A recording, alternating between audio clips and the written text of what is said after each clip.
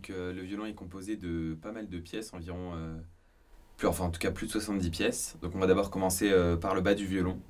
Donc la mentonnière qui sert à caler le violon entre la tête et l'épaule comme ceci. Ensuite le cordier qui sert à tendre les cordes. Le chevalet qui sert à les maintenir au-dessus de la table, qui est la partie la plus importante du violon qu'on voit ici, avec les ouïes sur le côté qui servent à faire sortir le son du violon. On a ensuite la touche qui est cette partie noire, qui est l'endroit en fait où on va poser les doigts. Et ensuite donc les 4 cordes, donc sol, ré, la et mi.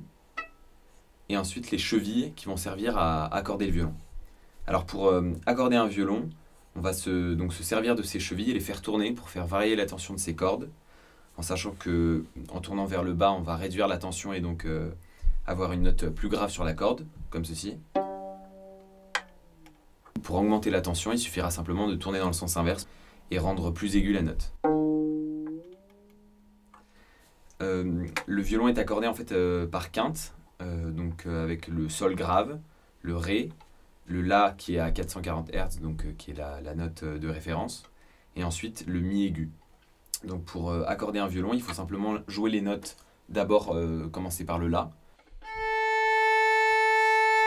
et ensuite accorder les cordes 2 par 2, donc la, ré. Donc là on voit qu'il est un tout petit peu haut, donc on peut le réduire soit en tirant sur la corde, comme je vous l'ai dit, pour réduire la tension et donc avoir une note plus grave. Donc là la quinte est juste.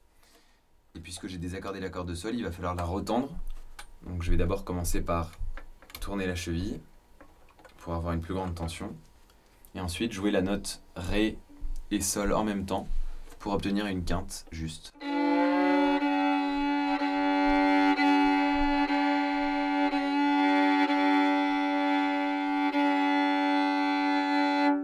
Voilà, le violon est accordé. J'avais aussi oublié de préciser que pour l'archet, il y a différentes parties donc dans l'archet. On a d'abord la pointe, le talon,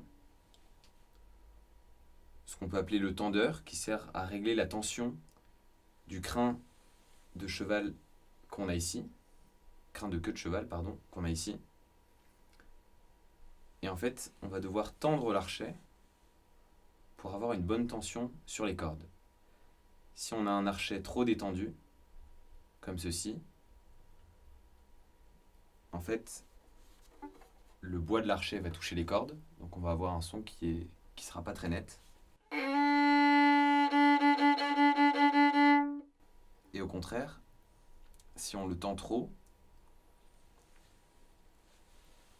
le surplus de tension va faire que l'archet va devenir un peu incontrôlable, notamment si on fait des gestes brusques.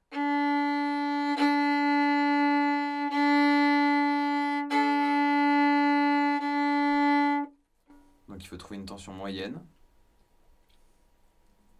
pour garder un certain contrôle sur l'archet et en même temps avoir un son assez clair.